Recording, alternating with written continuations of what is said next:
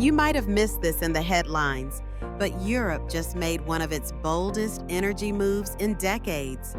By 2027, every drop of Russian oil, gas, and even nuclear material has to go. For good. Let that sink in. No more Russian energy. Not a single liquefied natural gas tanker pulling up to European shores.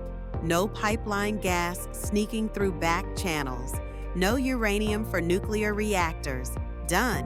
Why? Because energy has become a weapon. Since Russia's full-scale invasion of Ukraine, the EU's been paying billions to Moscow for fossil fuels, while also funding Ukraine's defense. It's like trying to put out a fire while pouring gasoline on it.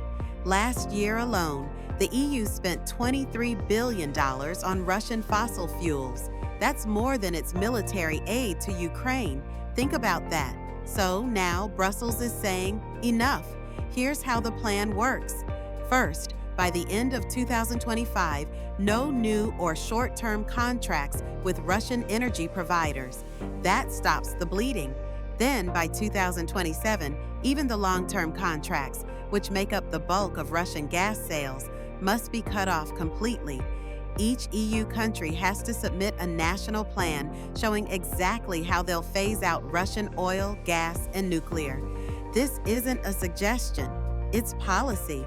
And for companies still tied up in contracts with Russia, Brussels is offering them a legal out. They can declare force majeure, basically saying, look, we didn't see this coming. The government changed the rules. We're not on the hook. It's risky. Russia might sue. In fact, disputes worth over $18 billion are already underway. But the message is clear. There's no turning back. And no, this isn't just about Ukraine. Energy dependence is a security risk. Dan Jurgensen, the EU's energy commissioner, put it bluntly. Putin has weaponized gas. Why go back to that? Still, not everyone's on board.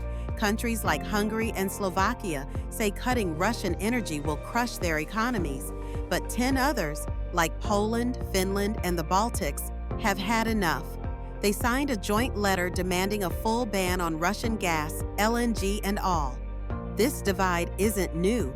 Even as pipeline gas flows dropped to record lows, Russian LNG imports actually went up last year by 9%. Most of that landed in France, Spain, and Belgium. It's a major headache for Brussels. The big picture? This is more than an energy policy.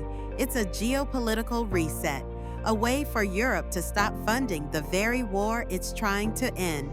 And with Trump floating new LNG deals to Europe, this strategy could shift global energy flows for years. Because when you cut off the gas line, you don't just change your supplier, you change the balance of power.